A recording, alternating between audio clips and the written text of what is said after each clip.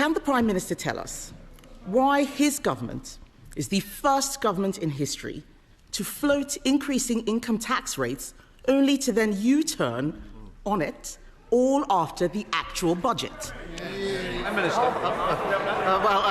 I'll inform you the budget's actually next week rather than after the budget. It's only got 1 week to go. But I can tell her it'll be a Labour budget, Mr. Speaker, with Labour values. That means we will concentrate on cutting NHS waiting lists, cutting debt and cutting the cost of living.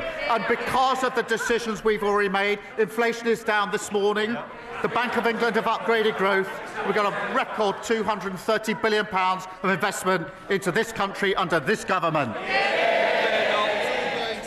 Mr. Speaker, he says the budget is next week, but we read all about it in the papers. This is the first budget to unravel before it's even been delivered. The Chancellor's cluelessness, I'm afraid, is damaging the economy now. The Prime Minister needs to end this shambles. So can he confirm today that he won't break another promise by freezing income tax thresholds? Mr. Speaker, the budget is 1 week today and we will lay out our plans. But what we won't do, Mr. Speaker, I've said what we will do in terms of protecting the NHS and public services. What we won't do is inflict austerity on the country as they did. It caused huge damage.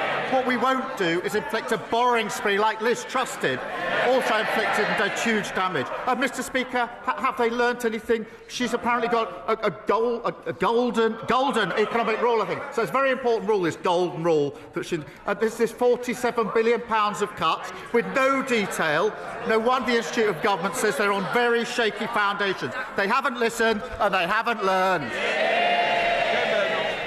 Mr. Speaker, it is quite clear that they are going to freeze thresholds. We didn't get a clear answer from them, but this is really important. Because in her budget speech last year, the Chancellor said, and I quote, "I am keeping every single promise on tax that I made in our manifesto. So there will be no extension of the freeze in income tax and national insurance thresholds." Why was freezing thresholds a breach of the manifesto last year, but it isn't this year? Mr. Speaker, every week she comes along and speculates and distorts. Last year,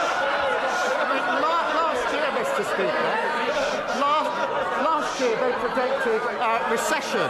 And what did we get? The fastest growing economy in the G7 in the first half of the year. Opposed NHS investment, and what do we get? 5 million extra appointments in the first year of a Labour government. They tried growing the economy with millions on NHS waiting lists, with our schools crumbling and holes in our road. It didn't work. What do they want to do now? Go back to the same failed experiment.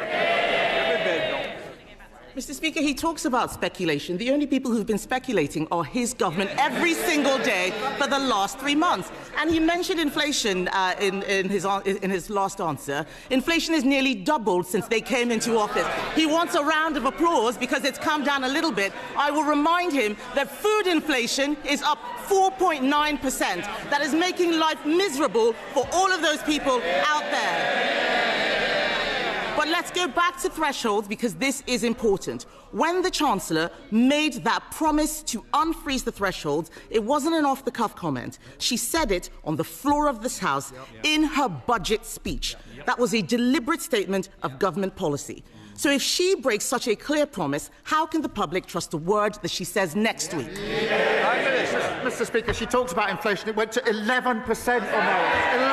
11%. And the country is still paying the price.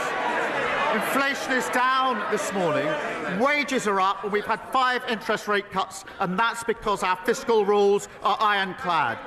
And the Leader of the Opposition and the party officers have no credibility on the economy. She was Treasury Minister during the worst decline in living standards on record. And she said that Liz Truss got the mini-budget 100% right. Not much room for flexibility there. 100%, that's pretty full marks, Mr. Speaker. She might want to tell us if that's still her position, 100% right for Liz Truss. Mr. Speaker, I was Treasury Minister at the height of the pandemic. We cleaned up that mess. Maybe he could clean up some of his own mess. And I'm going going to repeat what the Chancellor said, because it's quite clear that the whole front bench has forgotten. She said, "I have come to the conclusion that extending the threshold freeze would hurt working people. It would take more money out of their pay slips, and yet that's what they're planning to do next week." And all of this speculation is having real-world consequences. Just this morning, the UK chair of ExxonMobil said, and I quote, "The government needs to understand that the whole industrial base of the UK is at risk unless they wake up and realise the damage their economic policies are doing." Mr. Speaker, can the Prime Minister tell us, is the loss of UK industry the price the country has to pay for having a clueless Chancellor? Mr. Speaker, let me just say about ExxonMobil, it is a difficult time for the workforce there, and we must focus on supporting them. We've been meeting the company for over 6 months and explored every possible reasonable avenue. They've been facing losses for the last 5 years. It's best to do the detail before you chunter.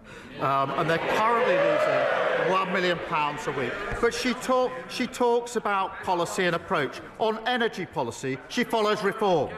On the European Convention, she follows the man who wants her job.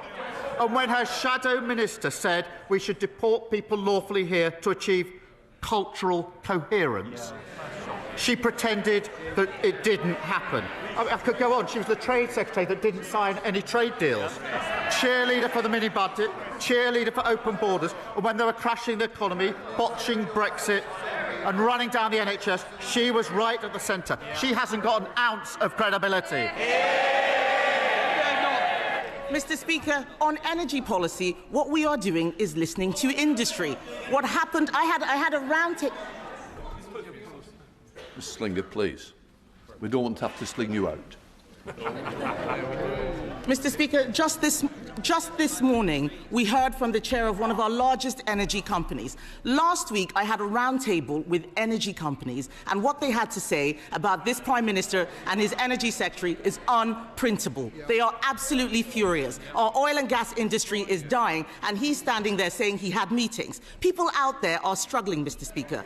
The budget chaos is causing real anxiety. People aren't buying houses, businesses aren't hiring, and they are cancelling investment decisions. 2 weeks ago, the Chancellor called a ridiculous press conference to blame everyone else for her having to raise income tax. Then last week, she U-turned on her own U-turn.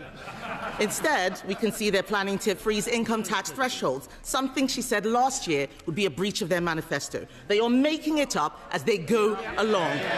Doesn't the country deserve better than government by guesswork? Mr. Speaker, either we renew our country with Labour or we go back to austerity 2.0 with reform of the Tories. They left waiting lists at record highs, almost 1 million more children in poverty, and they wrecked our public services. She comes here to talk down the country. We're turning the page. More NHS appointments, free breakfast clubs, free childcare, more homes and better public services. That's what we're fighting for, a Britain built for all. Lord Houghton.